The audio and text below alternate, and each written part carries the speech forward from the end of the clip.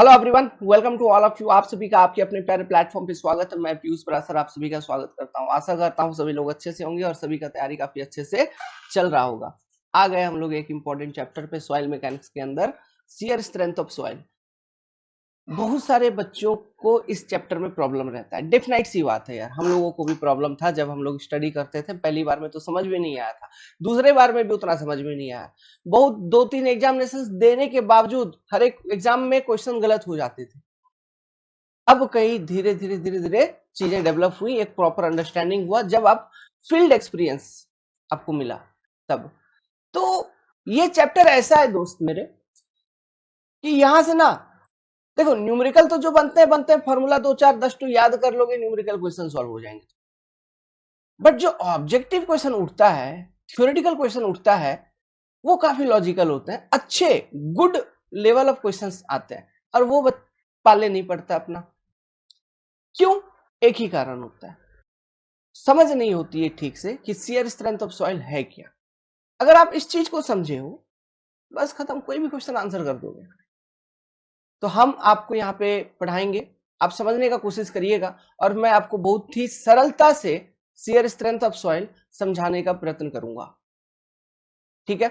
जब नोट्स वगैरह लिखने का जल्दबाजी में मत रहिएगा। नोट्स वगैरह मैं आपको लिखवा दूंगा अच्छे तरीके से। जो भी चीज मैं एक्सप्लेन करूंगा उन सब चीजों का नोट्स मैं आपको लिखवा दूंगा। मैं बोलूंगा कि ये चीज लिखो, ये चीज लिखो, ये चीज लिखो। मेन जो फोकस होना चाहिए आपका, चीजों को समझने के ऊपर रहना चाहिए। ठीक है? और तैयारी करिए, एग्जामिनेशंस को अच्छे तरीके से क्रैक करेंगे, फोड़ फाड़ देंगे। यही वो वक्त है, यही वो वक्त है जब आपको सही तरीके से मेहनत करना चाहिए। अच्छे तरीके से पढ़ो, मेहनत करो। ठीक है? चलो यार, चालू करते हैं। देखिए, shear strength of soil. Soil के बारे में इमेजिन करो, मैं कुछ कुछ अभी इंट्रोडक्शन कुछ बात करूंगा, बस सुनो 5-10 मिनट। सॉइल के बारे में इमेजिन करो। सॉइल कैसा है? दाने दाने है, दानेदार है। एक दाना, दूसरे दाने, तीसरा दाना, चौथा दाना, इस तरह से दाना दाना दाना दाना सॉइल के डिफरेंट सॉइल सॉलिड मिलके एक कोई मास बना रहा है। इसको हम कह रहे हैं सॉइल। इस सॉइल में देखो कितना फ्री स्पेस है, वॉइड वगैरह है कि नहीं। ठीक है? तो अब तुम एक सॉइल का मास ले लो। अब सोचो क्या कि उस पर तुम टेंसाइल लोडिंग लगाओगे। टेंसाइल लोडिंग लगाओगे तो क्या होगा कि यार वो तो उसमें पहले से वॉइड वॉइड है ना। ऐसा तो नहीं है कि सॉइल एक दूसरे से एकदम पूरा चिपका हुआ है ना। एक तो वो किसी तरह से अरेंज होके प्लेस्ड है वहां पर। अब तुम, अब वो इसका कारण क्या है कि क्यों वो उस तरह से प्लेस्ड है, इसके पीछे भी बहुत सारे लॉजिक है। बेसिकली 3 तरह के फैक्टर है जो कि मैं आपको अभी थोड़ा देर में समझाऊंगा। ठीक है? लेकिन आप समझो एक सिंपल सरल लैंग्वेज में कि अगर मैं इस पर्टिकुलर सॉइल मास के ऊपर टेंसाइल लोडिंग लगाता हूं तो क्या होगा? वो झेल पाएगा क्या सॉइल मास टेंसाइल लोडिंग? बिल्कुल नहीं झेल पाएगा, क्रैक हो जाएगा, खत्म। मतलब थोड़ा सा ही टेंशन पे सॉइल फेल। हाँ, बिल्कुल। इसलिए सॉइल के ऊपर हम कभी टेंसाइल लोडिंग लगाते ही नहीं। अब देखना, आपको मेरे को कहीं भी दिखाओ यार कि सॉइल है, इस पे टेंशन लगा हुआ है। जैसे सस्पेंशन केबल वगैरह में होता है, ट्रस में होता है ना, स्टील के मटेरियल में, उसमें टेंशन फोर्स होते हैं, कंप्रेशन होते हैं। तो उस तरह का टेंशन फोर्स क्या सॉइल के ऊपर लगा होता है? नहीं, कहीं नहीं लगाते। क्यों? सॉइल झेल ही नहीं सकता टेंशन, है ना। उसमें क्रैक फिसर्स वगैरह पहले से ही है, और टेंशन फोर्स थोड़ा सा भी लगाओगे तो जहां पे वो जो कमजोर कड़ी है, जहां पे क्रैक पहले से, वहां से टूट जाएगा, तुरंत अलग हो जाएंगे, पार्टिकल सेपरेट हो जाएंगे एक दूसरे से। जैसा कंक्रीट में होता है ना। कंक्रीट का भी हम कहते हैं कि टेंसाइल स्ट्रेंथ काफी कम होता है। ओके? क्यों? यही वॉइड प्रेजेंट होने के कारण। अब तो इस पे टेंशन नहीं लगाना। ठीक, तो क्या लगाएंगे? कंप्रेशन। तो देखिए, जैसे जमीन है, जमीन के ऊपर आप घर बना रहे हो, तो घर बनाने के कारण एक कंप्रेसिव लोड, एक कंप्रेसिव लोड सॉइल के ऊपर आ रही है कि नहीं आ रही है? आ रही है, आ रही है। ठीक है? तो आप इस सॉइल के ऊपर बहुत ऊंचा ऊंचा घर बना सकते हो, बहुत ज्यादा ज्यादा लोडिंग लगा सकते हो, compressive load, heavy heavy loading लगाइए, कोई फर्क पड़ेगा? नहीं पड़ेगा। क्यों? बोलोगे सर, 2 सॉइल पार्टिकल था, दोनों के बीच में पहले से वॉइड था ही। अब हम क्या कर रहे हैं, कंप्रेसिव लोड लगा रहे हैं, तो कहीं ना कहीं वो लोडिंग के कारण सॉइल दबी तो रहा है, एक दूसरे के कांटेक्ट में ही तो आ रहा है, उनके बीच का वॉइड ही तो खत्म हो रहा है, तो सॉइल और डेंस डेंस ही तो होते हुए चल रहा है, जिस कारण से अल्टीमेटली स्ट्रेंथ ही तो बढ़ रहा है। तो under compressive load soil fail नहीं करेगा, मतलब उस कंप्रेसिव लोड के कारण सॉइल फेल नहीं करेगा। अरे कितना भी कंप्रेसिव लोड लगा दो, कितना दबाओगे, दबाओ ना यार, सॉइल के नीचे सोचो up to centre of earth कितने सारे वॉइड वॉइड वॉइड कुछ क्या क्या होंगे, तुम दबाते चलो वो दबते चलेगा। इमेजिन करो ऐसा। तो due to compressive load fail होना मुश्किल है। तो फेल क्यों हो जाएगा, फेल होता है इसलिए क्योंकि ये जो जब हम कंप्रेसिव लोड लगा रहे होते हैं, समझिए सॉइल है, तो ये सॉइल ग्राउंड सरफेस है, मान लो ये एक प्लेन है, दिस इज ए प्लेन, इसके ऊपर हमने कंप्रेसिव लोड लगाया, केवल ग्राउंड के ऊपर क्या है, कंप्रेसिव लोड, तो एक पर्टिकुलर प्लेन जिसके ऊपर एक नॉर्मल डायरेक्शन में एक लोडिंग लग रही है, एक स्ट्रेस लग रही है, एक कोई पर्टिकुलर प्लेन है जो ग्राउंड का सरफेस है, इसके नॉर्मल डायरेक्शन में ड्यू टू कंस्ट्रक्शन एक्टिविटीज वगैरह एक पर्टिकुलर स्ट्रेस लग रही है, जिसको मैं कहता हूं वर्टिकल स्ट्रेस सिग्मा भी। अब ये ग्राउंड के ऊपर किसी भी तरह का शियर स्ट्रेस वगैरह नहीं है। शियर स्ट्रेस मतलब स्ट्रेंथ ऑफ मटेरियल में मैंने आपको थोड़ा सा समझा रखा था, जैसे कि ये मान लो ये कोई क्रॉस सेक्शन है, ये कोई क्रॉस सेक्शन, इस क्रॉस सेक्शन एरिया के नॉर्मल में, मतलब ये लोड है और ये क्रॉस सेक्शन एरिया, तो इस तरह से अगर है तो इन दोनों के बीच में एंगल कितना 90 डिग्री, तो इसको हम बोलेंगे नॉर्मल फोर्सेस, या इसको अगर स्ट्रेस के फॉर्म में देखोगे तो नॉर्मल स्ट्रेसेस, जो कि डायरेक्ट नॉर्मल स्ट्रेस होता है या बेंडिंग के कारण एक नॉर्मल स्ट्रेस डेवलप होती है एवं neutral axis and below neutral axis, अलग अलग नेचर का टेंशन कंप्रेशन, ये चीज आपको मालूम है। शियर क्या है, इसके पैरेलल, इसके पैरेलल अगर कोई स्ट्रेस है तो वो शियर स्ट्रेस।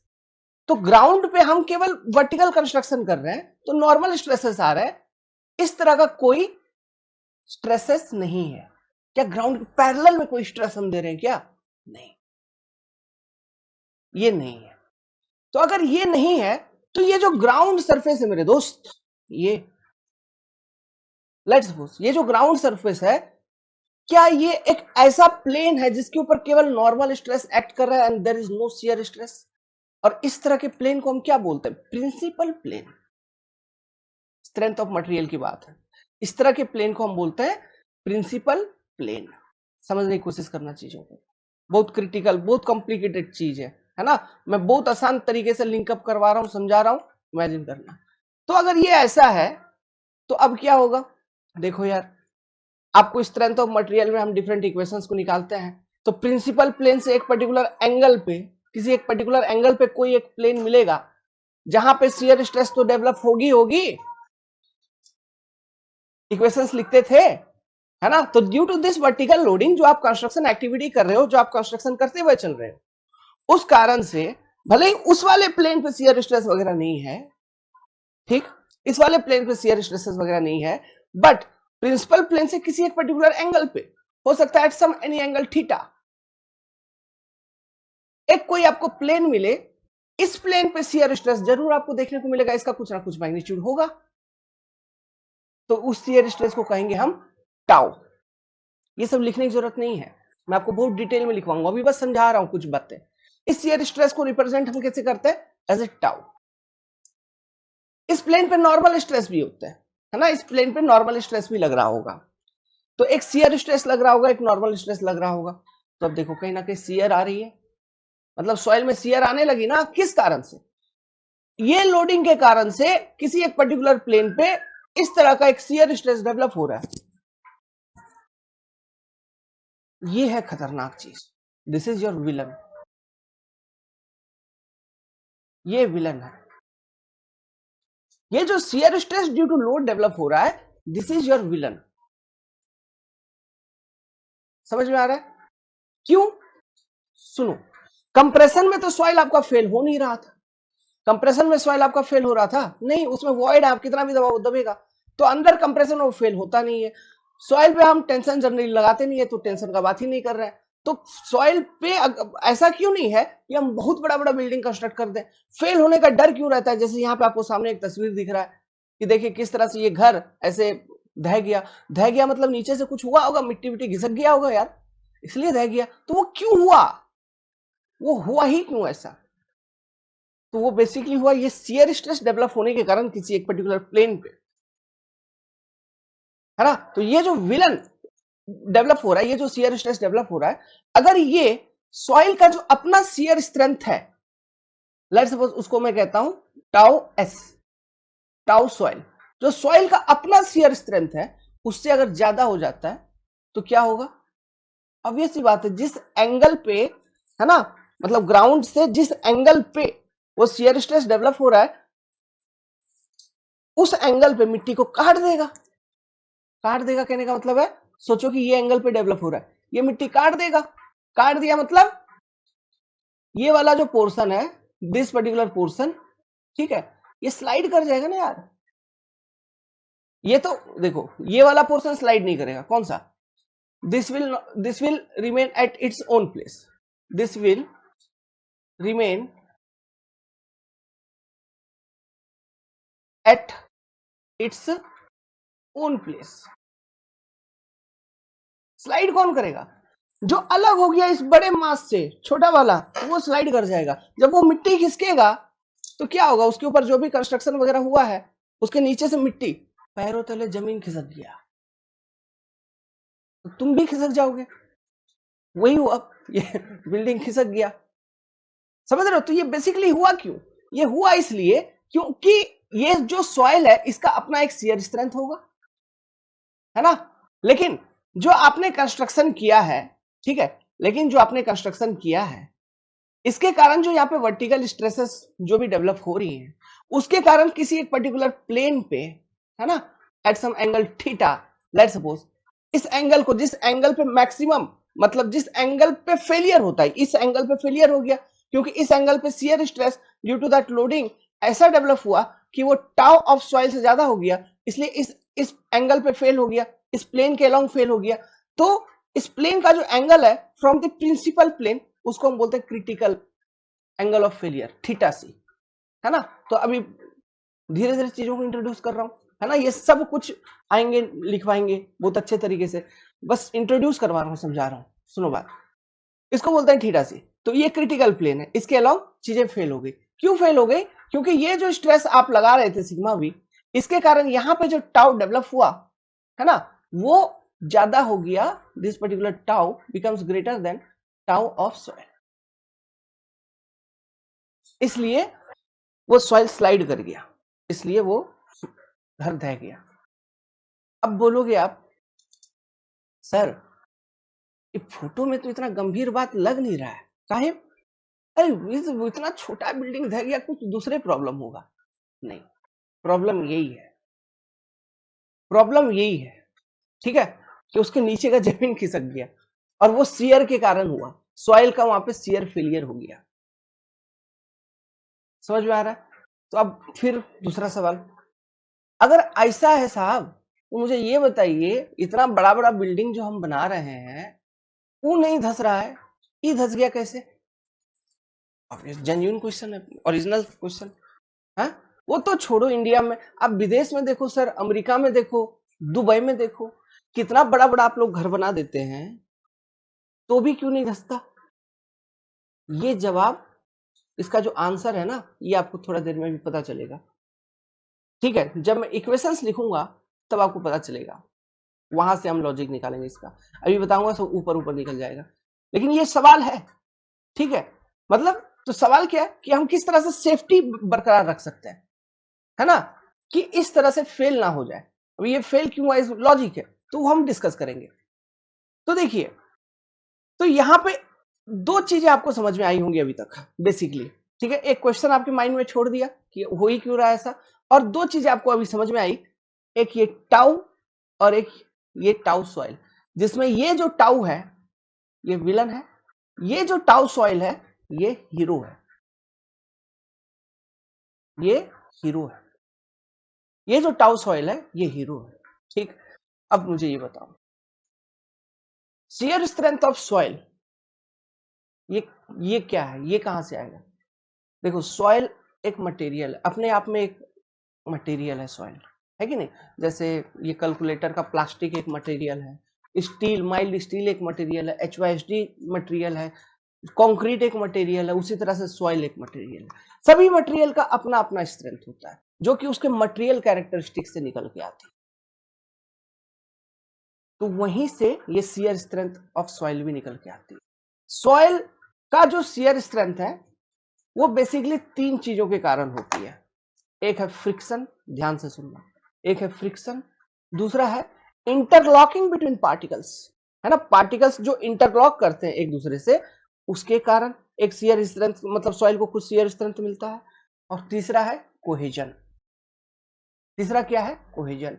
ये 3 ऐसे चीजें हैं, फ्रिक्शन, फिर आपका ये interlocking of particles and cohesion, ये 3 चीजें मिला के सॉइल का शियर स्ट्रेंथ में कंट्रीब्यूट करता है। अब यहां पर भी अलग अलग तरह का सॉइल है, कोई कोहेजन लेस सॉइल है, कोई कोहेजिव सॉइल है ना, तो उसके अकॉर्डिंग ये कंपोनेंट वगैरह चेंज होते रहेंगे कि कोहेजन लेस सॉइल में किसके कारण शियर स्ट्रेंथ है, कोहेजिव सॉइल में किसके कारण शियर स्ट्रेंथ है, ये सारे चेंज होते रहेंगे, वो सब लॉजिक हम देखेंगे। लेकिन मुख्य रूप से ये जो 3 नाम मैंने बोले, कौन कौन? फ्रिक्शन, ठीक, दूसरा आपका इंटरलॉकिंग बिटवीन पार्टिकल्स, तीसरा कोहेजन। ये 3 चीजों के कारण सॉइल में शियर स्ट्रेंथ आती है, इसका अपना एक शियर स्ट्रेंथ मिलता है। और ये जो शियर स्ट्रेंथ है, आप बोलोगे किसी एक पर्टिकुलर सॉइल के लिए सर ये सैंड है, तो दुनिया में कहीं पर भी वो सैंड है तो उसका शियर स्ट्रेंथ उतना ही होगा क्या? नहीं, shear strength of a particular soil is never constant, वो कांस्टेंट होता ही नहीं, वो कुछ पैरामीटर्स के ऊपर डिपेंड करता है। हम पढ़ेंगे जैसे C and phi, cohesion and friction angle, इसको हम बोलते हैं shear strength parameter of soil, इसके ऊपर डिपेंड करता है। ये जो shear strength parameter of soil है, इसको हम लैबोरेटरी में फाइंड आउट करते हैं। हमारे पास अलग अलग तरह का टेस्टिंग मेथड है, जैसे कि ट्रायक्सियल टेस्टिंग मेथड आपने फेमस सुन रखा होगा, जहां से एग्जाम में कितना बार क्वेश्चन आता है, किस किस तरह का क्वेश्चन आता है, माथा घूम, ट्रायक्सियल दे दिया, ट्रायक्सियल दे दिया, समझ में, छोड़ो हटाओ, माथा घूम जाता है, छोड़ देते हैं, देखेंगे। तो इसी तरह से हमारे पास बहुत तरह की टेस्टिंग है, डायरेक्ट शियर स्ट्रेंथ टेस्ट है, वेन शियर टेस्ट है, अनकन्फाइंड कंप्रेसिव स्ट्रेंथ टेस्ट है, ट्रायक्सियल टेस्टिंग है। तो अलग अलग तरह का लैब टेस्टिंग मेथड है जो कि हम सॉइल के ऊपर परफॉर्म करते हैं, और शियर स्ट्रेंथ पैरामीटर को फाइंड आउट करने के बाद shear strength of that particular soil को एस्टिमेट करते हैं। तो किसी भी एक पर्टिकुलर सॉइल का जो शियर स्ट्रेंथ है वो कांस्टेंट नहीं होता। क्यों नहीं होता? क्योंकि ये जो शियर स्ट्रेंथ पैरामीटर है सी एंड फाई, ये फील्ड कंडीशंस पे डिपेंड करता है। फील्ड कंडीशंस मतलब उस पर्टिकुलर एरिया में वाटर कंटेंट कितना है सॉइल में, डिग्री ऑफ सैचुरेशन वगैरह कितना है सॉइल में, इन सब चीजों के ऊपर डिपेंड करता है ना। तो अलग अलग सॉइल का जो शेयर स्ट्रेंथ पैरामीटर है वो उसके फील्ड कंडीशंस के अकॉर्डिंग अलग अलग आएगा, और सेम सॉइल के लिए भी अलग अलग आएगा उसके, मतलब अगर फील्ड कंडीशन चेंज हो जाएगा तो, अगर फील्ड कंडीशंस चेंज हो जाएगा तो सेम सॉइल के लिए शेयर स्ट्रेंथ पैरामीटर आपको अलग अलग आ जाएगी। फॉर एग्जांपल अगर मैं आपको बताऊं, कोई एक प्लास्टिक क्ले है, मतलब ऐसा क्ले जिसमें काफी मॉइस्चर कंटेंट है, वो क्ले, और एक कोई क्ले है जो कि ओवर कॉन्सोलिडेटेड हो चुका है, ड्राई है, तो आप देखोगे जब हम टेस्टिंग वगैरह करेंगे तो ये जो प्लास्टिक क्ले है इसका शियर स्ट्रेंथ थोड़ा कम रहेगा, ये जो ओवर कॉन्सोलिडेटेड क्ले है इसका शियर स्ट्रेंथ ज्यादा होगा। तो दोनों ही क्ले बट फील्ड कंडीशंस अलग अलग, ये अभी गीला है, इसमें पानी है, ये ओवर कॉन्सोलिडेट हो चुका है, बहुत अच्छे तरीके से दब चुका है, इंटरलॉकिंग वगैरह बहुत अच्छे तरीके से हो चुकी है पार्टिकल्स की, कोहिजन तो है ही क्ले में, है ना। तो कोहिजन अभी मान लो ओवर कॉन्सोलिडेट हो गया है और ड्राई हो गया है, तो कोहिजन, तो मतलब कोहिजन का इस केस में उतना कोहिजन का उतना इंपैक्ट नहीं रहता। मेन इंटरलॉक हो चुके हैं पार्टिकल बहुत अच्छे तरीके से, जो क्ले के पार्टिकल से एक दूसरे से इंटरलॉक हो चुके हैं, और फ्रिक्शन का कंपोनेंट आपको ज्यादा मिल रहा है, इसलिए ओवरऑल शियर स्ट्रेंथ ज्यादा मिलता है एज कंपेयर टू दिस। समझ रहे हो?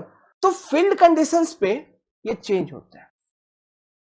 तो इसलिए कोई भी स्ट्रक्चर को बनाने से पहले जिस जगह पे तुम उस स्ट्रक्चर को बना रहे हो वहां का मिट्टी का लैब टेस्टिंग, अबे नॉर्मल घर वर बना रहे हैं तो उतना वो सब नहीं करते। गांव में तुम अपना खेत में घर बना देते हो, ठीक है, तो उतना ये टेस्टिंग वगैरह उतना नहीं करता कोई।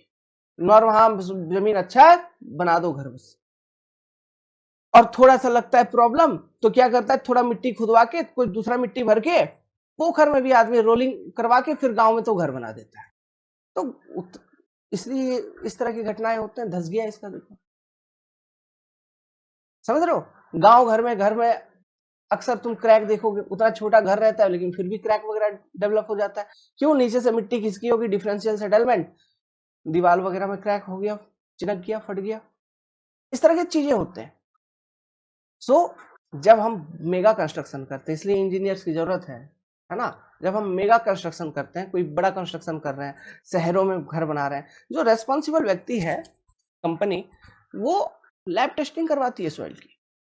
उसका हर तरह का चीज पता लगाया जाता है, ठीक है। मतलब कॉम्पैक्शन के लिए जो भी आपको चाहिए, उसका एमडीडी कितना है वो पता लगा जाएगा, शियर स्ट्रेंथ कितना है इस पर्टिकुलर सॉइल का, इसमें कितना सेटलमेंट होना, सब चीज। उसके बाद फिर इंजीनियर डिसाइड करता है कि अभी इस पे घर बनाना सेफ है, या फुटिंग कितने डेप्थ पे डालेंगे, वाटर टेबल कहाँ है वो भी पता लगाना है ना, फुटिंग कितने डेप्थ पे डालेंगे, ठीक है। या कुछ इसमें स्टेबिलिटी के लिए, सॉइल के स्टेबिलिटी को इंप्रूव करवाने के लिए कुछ करना होगा क्या, स्टेबलाइजेशन प्रोसेस, सब चीजों को डिसाइड किया जाता है फिर। ओके, तो लैब टेस्टिंग में सॉइल को भेजेंगे आप, शियर स्ट्रेंथ वगैरह पता लगाएंगे। उसके बाद अगर वो आपके अकॉर्डिंग सुटेबल है तो आप कंस्ट्रक्शन करेंगे। ओके, वेल चलिए, तो ये एक छोटा सा एक बेसिक इंट्रोडक्शन था। तो जो मेन चीज मैं यहाँ पे समझाना चाह रहा था, आप वो समझ जाओ। सॉइल का जो शियर स्ट्रेंथ है वो तीन चीजों पे डिपेंड करता है: friction, interlocking between particles and cohesion. ये तीनों अभी समझाऊंगा मैं आपको, ठीक है। तो ये सॉइल का शियर स्ट्रेंथ हो गया, ये इनके ऊपर डिपेंड करता है, प्लस फील्ड कंडीशंस के ऊपर डिपेंड करता है। सेम सॉइल का अलग अलग फील्ड कंडीशंस में अलग अलग शियर स्ट्रेंथ हो सकता है, ठीक। सेम सॉइल का अलग अलग फील्ड कंडीशंस में अलग अलग डेप्थ पर भी, अलग अलग डेप्थ पर भी, ठीक है। हम बताएंगे, रिलेशन है हमारे पास, मोहर्स कूलम थ्योरी है ना, वहां से सब चीजें आती है। अलग अलग डेप्थ पर भी अलग अलग शियर स्ट्रेंथ हो सकता है, ठीक है, सेम सॉइल के केस में। तो शियर स्ट्रेंथ निकालेंगे कैसे? लेबोरेटरी टेस्टिंग करके, है ना। हमारे पास मोहर्स कूलम थ्योरी है, उन्होंने शियर स्ट्रेंथ पैरामीटर दिए हैं सॉइल के, सी एंड फाई, है ना। तो वो सी एंड फाई हम निकालेंगे मोहर्स कूलम थ्योरी को मतलब according according to Mohr's Coulomb theory by using different lab testing method. उसके बाद हम शियर स्ट्रेंथ ऑफ सॉइल को एस्टिमेट करेंगे उस पर्टिकुलर सॉइल के लिए जहां से तुमने सैंपल लाया है ना, उस एरिया का जो सॉइल, उसका शियर स्ट्रेंथ को एस्टिमेट करेंगे। फिर हम जो लोडिंग लगा रहे हैं, वो लोडिंग के कारण जो विलन आ रहा है, वो विलन एक्चुअली ये शियर स्ट्रेस डेवलप हो रहा है। और ये क्यों डेवलप हो रहा है, अब आपको आइडिया लग गया होगा। अब ये वाला शियर स्ट्रेंथ अगर हमारे सॉइल का जो अपना शियर स्ट्रेंथ है उससे ज्यादा हो जाएगा तो सॉइल डेफिनेटली फेल करेगा। और सॉइल फेल किया शियर में, मतलब वो पूरा मिट्टी खिसक जाएगा। शियर का फेलियर भी जो है वो अलग अलग तरह का होता है ना। आप फाउंडेशन इंजीनियरिंग जब हम पढ़ाएंगे वो आपको बताएंगे general shear failure, local shear failure, punching shear failure. अलग पंचिंग शियर फेलियर तो आरसीसी में भी सुन रखे हो, है ना, कॉलम के केस में होता है। तो इस तरह के अलग अलग फेलियर है जो सॉइल के केस में आपको देखने को मिलता है। जो हम फुटिंग, फाउंडेशन फुटिंग जब समझा रहे होंगे तो वहां पे in different type of shear failure के बारे में आपको मैं बताऊंगा, ठीक है। लेकिन अभी केवल शियर स्ट्रेंथ ऑफ सॉइल के ऊपर हम चलते हैं। ओके, तो अब देखिए, तो ये चीजें हैं। अब देखो, मुझे एक चीज बताओ, सॉइल का शियर स्ट्रेंथ, ये तो लैब टेस्टिंग था, लैब टेस्टिंग था, उस लैब टेस्टिंग से हम निकाल लेते हैं। बट अगर मैं उल्टा सोचूं कि मैं एक कंस्ट्रक्शन कर रहा हूं, मतलब सॉइल के ऊपर एक लोड लगा रहा हूं तो किसी एक पर्टिकुलर प्लेन पे, ठीक है, किसी एक पर्टिकुलर प्लेन पे, मान लो वो प्लेन जो है फेलियर प्लेन है, मान लो वो जो प्लेन है फेलियर प्लेन, तो उस फेलियर प्लेन के ऊपर just at failure, just at failure अगर मैं देखूं, जस्ट एट फेलियर कंडीशन, उस फेलियर प्लेन के ऊपर जो शियर स्ट्रेस डेवलप हुआ होगा, क्या वही शियर स्ट्रेंथ ऑफ सॉइल के बराबर है कहीं ना कहीं? जस्ट एट फेलियर, ये नहीं कि फेलियर हो चुका है, सॉइल खिसक गया है, जस्ट एट फेलियर वाला कंडीशन में मैं बात कर रहा हूं। जस्ट एट फेलियर, है ना, जो ड्यू टू लोडिंग उस प्लेन के ऊपर जो शियर स्ट्रेस डेवलप हुआ होगा, कहीं ना कहीं वही शियर स्ट्रेंथ ऑफ सॉइल है। मतलब वहां पे जो सॉइल है उसका शियर स्ट्रेंथ उसी के बराबर है, इसलिए ड्यू टू लोडिंग जो शियर स्ट्रेस डेवलप हुआ वो उसके बराबर हो गया, इसलिए फेल हो गया, है ना।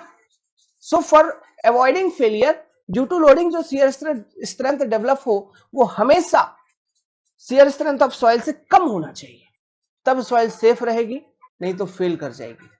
बराबर भी होगा तो फेल कर जाएगा, कम होना चाहिए, हमेशा कम होना चाहिए। समझ गए बात को? ठीक है।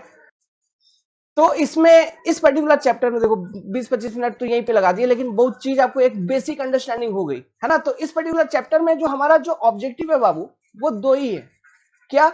एक तो ये समझना कि शियर स्ट्रेंथ ऑफ सॉइल होता कहाँ है, मतलब होता क्या है, कैसे मिलती है, कुछ कुछ आइडिया आपको लग गया।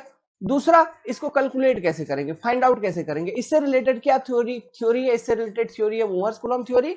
उनको पढ़ने के बाद फिर वो सी एंड फाई जो है, मैंने जो बताया आपको शियर स्ट्रेंथ पैरामीटर, उनको हमको निकालना है। उनको निकालने के लिए डिफरेंट लेबोरेटरी टेस्टिंग मेथड है, डिफरेंट लेबोरेटरी टेस्टिंग मेथड है, उन लेबोरेटरी टेस्टिंग मेथड को पढ़ना है। अब उसमें भी देखो ये लेंथी चैप्टर क्यों हो जाता है, डिफरेंट लेबोरेटरी टेस्टिंग मेथड है, डिफरेंट सॉइल भी तो है, मैंने क्या बोला, ये फील्ड कंडीशंस के ऊपर भी तो डिपेंड करता है। सैंड है, कहीं क्ले है, देखो एक चीज, सैंड का परमिएबिलिटी ज्यादा, सैंड का परमिएबिलिटी ज्यादा मतलब इजीली पानी उससे फ्लो कर जाएगा, क्ले का परमिएबिलिटी बहुत ही कम, नेग्लिजिबल, उससे पानी इजीली फ्लो करके निकल नहीं पाएगा। तब जब हम लैब टेस्टिंग करते हैं वहां पे एक कंडीशन आता है, ड्रेन्ड कंडीशन, अनड्रेन्ड कंडीशन, है ना। हम बोलेंगे consolidated drain test, consolidated undrain test, इस तरह का सीडी, सीयू, यूयू, इस तरह का टेस्टिंग आता है, मैं आपको बताऊंगा डिफरेंट टाइप ऑफ टेस्ट। तो सैंड का जब भी हम टेस्टिंग कर रहे होंगे वो किस में जाएगा, ड्रेन्ड कैटेगरी में जाएगा, क्योंकि सैंड में, सैंड का जो परमिएबिलिटी वो इतना ज्यादा है कि पानी इजीली वहां से निकल जाएगा, मतलब ड्रेनेज अच्छा है, तो वो ड्रेन्ड कंडीशन में है। और क्ले का जब भी आप टेस्टिंग कर रहे होंगे हमेशा ध्यान रखना वो अनड्रेन्ड आएगा। अनड्रेन्ड क्यों आएगा, क्योंकि क्ले का परमिएबिलिटी काफी कम है। समझ में आ रहा है? समझ में आ रहा है? तो इस तरह से चीजें ना इस चैप्टर में आते हैं, छोटे छोटे छोटे छोटे कंसेप्ट बाय कंसेप्ट हम देखेंगे, इसलिए थोड़ा सा ये चैप्टर घिंचेगा, मतलब पेशेंस बना लो कि 8 से 9 घंटे ये चैप्टर घिंचेगा, लेंदी चैप्टर है बाबू, समझ गया। 3-4 क्लास आपको देखना पड़ेगा, ये समझ गया तो इसके बाद जो आगे आने वाला चैप्टर है सब चीज इजीली समझ जाओगे। यहीं से आपका सॉइल का पूरा प्रैक्टिकल चीज स्टार्ट हो गया। क्यों? समझ गया ना बात को, कि सॉइल अगर फेल होगा भी तो वो शियर में ही फेल होता है, कंप्रेशन के कारण फेल हो नहीं सकता, टेंशन उस पे बहुत कम है, टेंसाइल लोड हम जनरली उस पे लगाते नहीं है, तो फेल होगा तो शियर के कारण ही होगा। तो जो भी आगे देखोगे, अर्थ प्रेशर हो गया, ठीक है, बियरिंग कैपेसिटी ऑफ सॉइल हो गया, है ना, या लोड कैरिंग कैपेसिटी जिसको कह रहे हो, each and everything is function of shear strength of soil only. सब तो शियर स्ट्रेंथ ऑफ सॉइल के ऊपर ही डिपेंड कर रहा है। आगे जितना भी चीज हम पढ़ेंगे पूरा फाउंडेशन में शियर स्ट्रेंथ, अर्थ प्रेशर में पूरा शियर स्ट्रेंथ का यूज, फिर कहां पे, यहां पे stability of slope, shear strength का यूज। आगे जितने भी चैप्टर हम पढ़ेंगे सबके लिए यही है, इसलिए उन चैप्टर के आने से पहले ये हम अभी पढ़ रहे हैं कि इस चीज को कैसे पता लगा, इस चीज को क्या कैसे समझे। और एक चीज ध्यान से सुनना, मैं जितना आपको एक्सप्लेन करूंगा उतना ही चीज ध्यान में लेके चलना, ज्यादा एक्स्ट्रा कुछ हम मोटा मोटी सब चीज कवर कर देंगे बहुत अच्छे तरीके से, उन्हीं में से क्वेश्चंस आपके बनेंगे। कोई भी एग्जाम का हो टेंशन लेने की जरूरत नहीं है ना, देखते ही टिक लगाओगे, बस क्वेश्चन को ढंग से पढ़ना पड़ेगा, तो कोई घबराने की जरूरत नहीं है। बाकी कभी कभी अनसेंट क्वेश्चन जर्नल वगैरह से, कोई रिसर्च पेपर से उठा के एग्जामिनर बदमाशी करने के लिए डाल सकता है, तो उस पे जाने की जरूरत नहीं है। अगर वो आ गया, अगर मान लो कभी, तो उस तरह का चीजों को इग्नोर करना है जो आपकी किताब में नहीं है। हम स्टैंडर्ड बुक फॉलो कर रहे हैं डॉक्टर अरोड़ा का, जो आप वहां पे जितने भी चीज है सभी बात आपको मालूम होंगे, आपको टेक्स्ट बुक वगैरह पढ़ने की जरूरत नहीं है। लेकिन उसके बियॉन्ड जो रिसर्च पेपर, जो एमटेक लेवल का, पीएचडी लेवल का है, वहां से भी कभी कोई इनपुट ये लोग उठा के डाल देता है एग्जाम में, कोई पीएसयू के एग्जाम में, छोटे मोटे ईएससी गेट, है ना, इन सब एग्जामिनेशन में तो ये ऐसे करते नहीं है, क्योंकि वहां जो क्वेश्चन सेट करने वाले होते हैं उनको मालूम होता है कि what is the level of student, हम किस लेवल ऑफ स्टूडेंट को सिलेक्ट करने जा रहे हैं। बट स्टेट एजेई में जो क्वेश्चन छापने वाले होते हैं, क्या वो छापने वाले, इनको बस क्वेश्चन चाहिए, अच्छा इस टॉपिक से 5-10 डालना, छापो। जो इनको एकदम एकदम लगता है एकदम खतरनाक डिफिकल्ट, आंडू पांडू क्वेश्चन है, फालतू क्वेश्चन है, कॉपी पेस्ट मारता है सीधा, पेपर को टफ बना दो। तो उसमें गलती से एक आध क्वेश्चन ये लोग कॉपी मार देता है, कोई बहुत ही गंभीर है ना, तो वो उनको भी नहीं आ रहा है, किसी को भी नहीं आ रहा है। तो इस तरह की चीजों को not only in this chapter, किसी भी चैप्टर का हो, है ना, इस तरह की चीजों को इग्नोर करके चलिए, क्योंकि उस चीज को बाद में फिर चैलेंज वगैरह किया जा सकता है, क्योंकि इस तरह के क्वेश्चंस का गलत होने का चांसेस बहुत ज्यादा होता है ना। तो आप देखते हैं काफी लोग चैलेंज करते हैं। चलो ये सब कहानी बहुत बड़ी बड़ी चीज है यार, हम सब्जेक्ट के ऊपर अब फोकस करते हैं। तो मोटा मोटी एक बेसिक अंडरस्टैंडिंग हो गई आपको दो चीजों की, हीरो कौन विलन कौन, है ना। तो हम स्टार्ट करेंगे टॉपिक अपना हीरो से। मैं पहले आपको हीरो के बारे में लिखवाऊंगा, समझाऊंगा कि हीरो है क्या, हीरो मिलता कैसे है सॉइल में, फिर एक एक करके हीरो के ऊपर डिस्कस करेंगे। उसके बाद हम ये जो कॉन्सेप्ट है ओवरऑल, ठीक है, और इससे रिलेटेड इक्वेशंस, वो फिर मोहर सर्कल, फिर सैंड में क्या, क्ले में क्या, सिल्ट में क्या, देखने के बाद मोहर्स कूलम थ्योरी, ये देखने के बाद फिर हम चलेंगे लैब टेस्टिंग के ऊपर, किस तरह different types of lab testing क्या है, कैसे सी एंड फाई निकालते हैं, चैप्टर खत्म। ठीक है, चलो भाई स्टार्ट करते हैं।